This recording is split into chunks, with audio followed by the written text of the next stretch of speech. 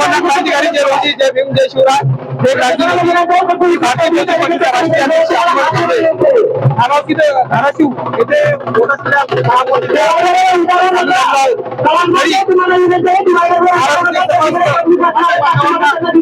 विनंती आहे की आपण इथे राखून त्याबद्दल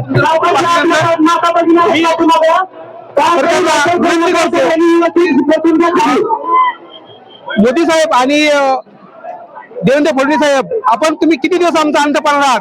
आमच्या समाजामध्ये मृत्यूदेह पडल्यानंतर तुम्ही आम्हाला आरक्षण देणार आहात का?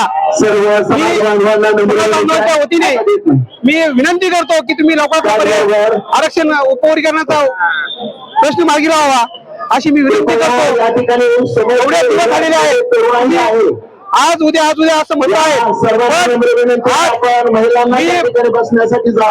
मी अशी मागणी करतो की लवकरात लवकर मार्गी लावावा ही विनंती करतो। एवढे म्हणून मी सांगतो, जय हिंद, जय महाराष्ट्र। जेवढं आम्हाला कमी लेखाल तेवढं आमच्या जास्तीत जास्त समाज एकत्र येईल। माझ्या सर्व तरुण बांधवांना विनंती आहे की आपल्याला आपल्या महापुरुषावरती चिखल फेकला जाईल, आपल्या समाजावरती चिखल फेकला जाईल, आपल्याला मारण्याचा प्रयत्न केला जाईल, पण आपलं एकच ध्येय आहे, ते म्हणजे आमचं आरक्षण। आणि देवेंद्र फडणवीस साहेबांना विनंती आहे की साहेब, आमच्या मुर्देपणावर तुम्ही आम्हाला आरक्षण देणार आहात का? तुम्ही लवकरात लवकर या प्रश्न मार्गी लावला पाहिजे। एवढे बोलतो, मी थांबतो। जय हिंद, जय महाराष्ट्र, जय रोजी, क्रांतिकारी जय रोजी, जय भीम, जय शिवराय, जय संविधान।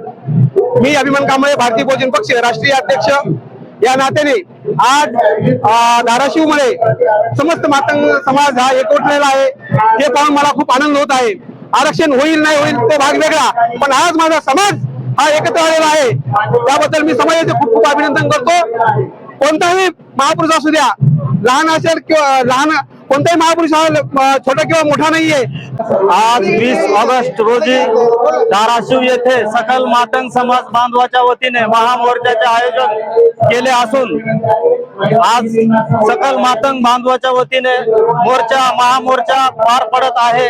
तरी या महाराष्ट्र शासनाने या समाजाला, अनुसूचित जाती समूहाला तात्काळ वर्गीकरण करण्यात यावे, अन्यथा या सरकारला मातंग समाज काय आहे हे दाखवून दिल्याशिवाय राहणार नाही, एवढं सांगतो आणि थांबतो।